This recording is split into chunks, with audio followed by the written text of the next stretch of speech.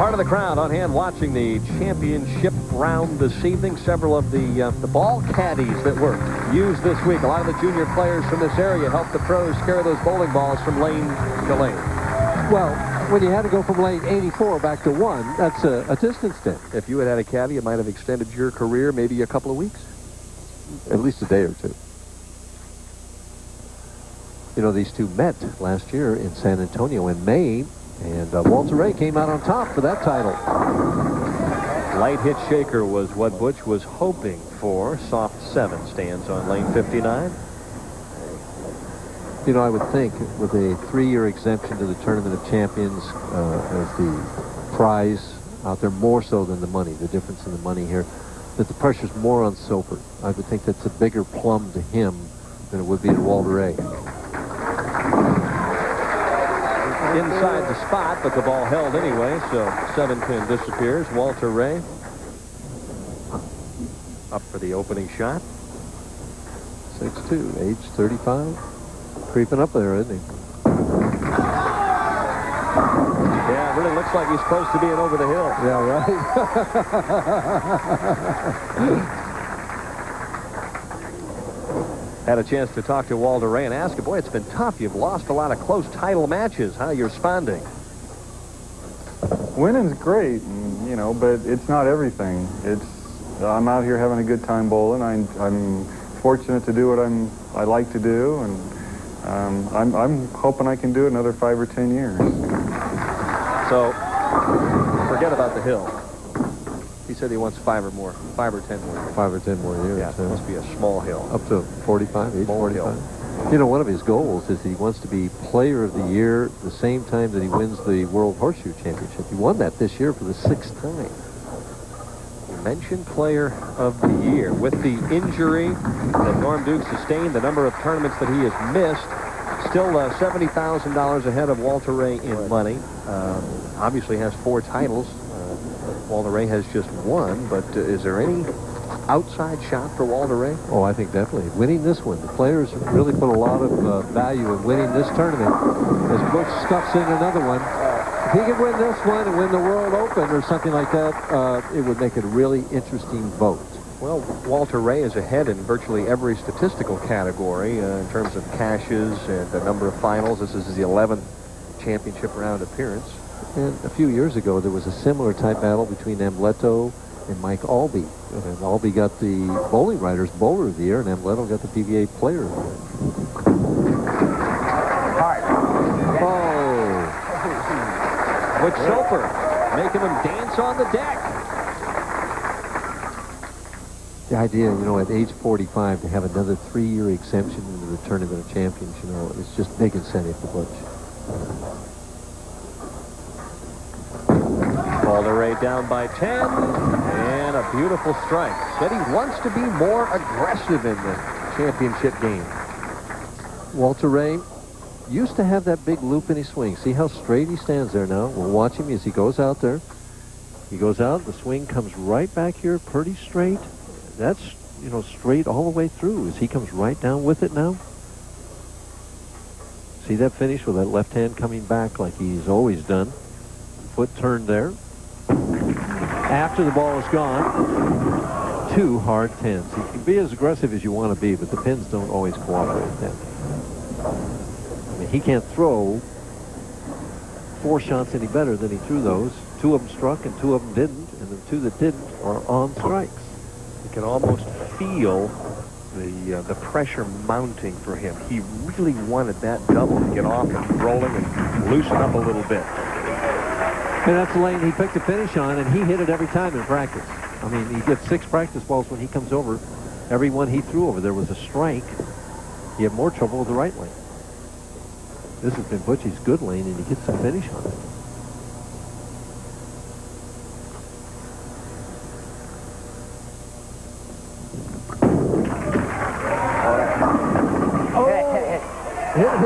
It hit it, but not hard enough.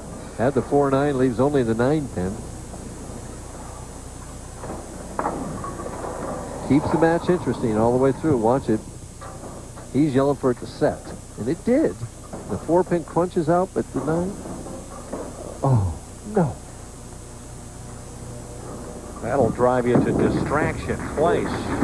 Soper with solid 9 pins, but that one critical because he could have opened up a little extra room. And you can never get too far ahead of this guy. Butchie, who's marched all the way up, climbing that ladder, but to get to the top rung, he's got the best bowler in the game today, probably.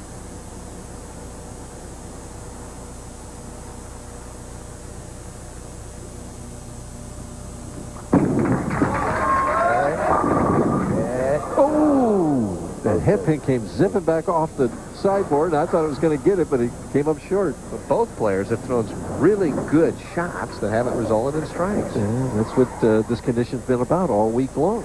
You mentioned condition. Hats off to Steve Cross and the PBA lane maintenance crew. I think they've set something out here this week that's really tested them all. The carry has tested them, too. It tests your patience. It tests your resiliency, your perseverance. Spare up. I had an interesting conversation with Walter Ray last night. I said, listen, you've lost a lot from the top spot. If you were a commissioner, what rules would you change to enable that leader to get a bit of an advantage? I kind of liked the format that we had last week, but I thought something that would be a little better maybe is add a little cushion. If you where you qualified, I think somehow that should be interplayed into that. Like if you led by 200 pins, you'd have maybe a 20-pin lead or something like that. That way you'd have a... But then it sounds like you're giving him a handicap, and that doesn't sound right. But the thing is we bowl all these games, and that player really deserves to have an advantage. It's not really fair that a person has to win the tournament twice. But that's something everybody has to do. So theoretically it comes out even in the end, even though it doesn't. I didn't understand that. Theoretically it comes out even in the end, but it really doesn't. Not as long as you keep leading tournaments like he has.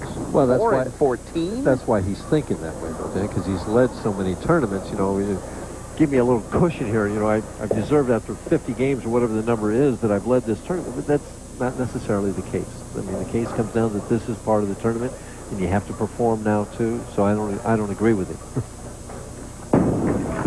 He came up with a key double. Now Soper light hit, spanks out the 5 and the 7, and it was Ricochet Rabbit on lane 60. Key shot coming up for Butch Soper right now. The way Walter Ray is going, he's had every ball stuffed. You know, Soper's got to keep the pressure on him. He's 2 pins behind right now. If he strikes here, he goes up by 8. Walter Ray has to respond to that.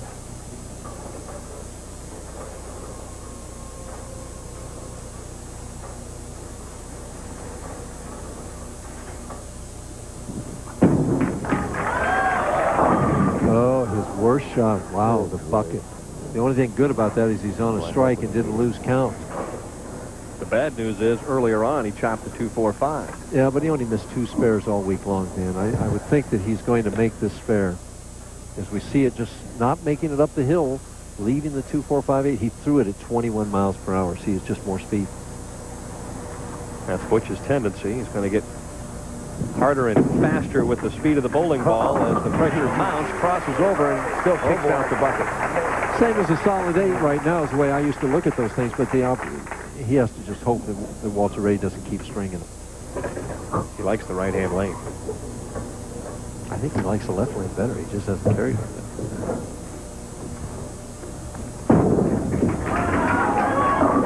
Oh, little dice him up action right there. As Paige, his fiance, applauds and looks on. It's been a rough year. I mean, you have to sympathize. It's been a great year in terms of how he's bowled, but when you're 0-3 from the top spot and you finish second 5 times, that's hard on you mentally. Oh, it's disappointing. I mean, to be able to bounce back from those things shows you something about what drives Walter Ray. After the re-rock on 59, looking to extend the lead to 22. Yeah, really put the heat on Butchie.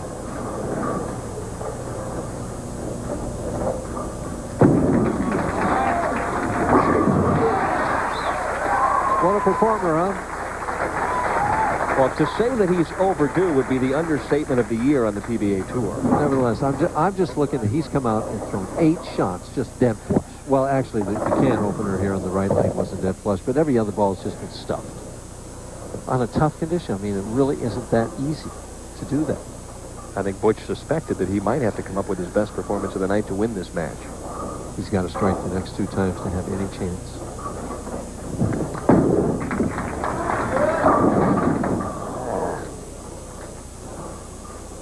talked about, you know, at the top of the show that his ball wasn't hitting.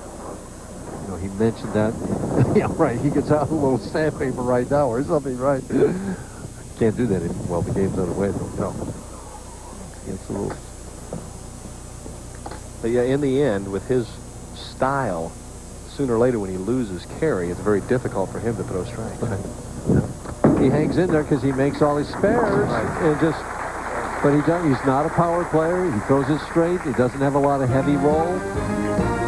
All right, don't forget, coming up next week, the Greater Detroit Open from Taylor Lanes in Taylor, Michigan. Wednesday night, 7:30 sharp. I mentioned the outstanding proprietor here, Don Mitchell. What a great man and certainly a great friend to the sport of bowling. Butchie can shoot 227 if he can strike here. Still alive, then. Walter Ray, though, has the old axe in his hand and can chop it off.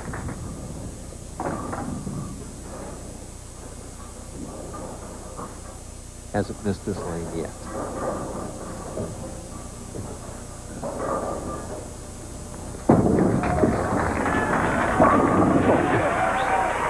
That was as good a shot as you're ever going to see anybody make to try and lock a match up. Well, it's not locked up yet. If he opens in the 10th, Butch would still have a chance. So he needs some kind of mark to lock it up. But that was really, he talked about being aggressive. That was really an aggressive shot.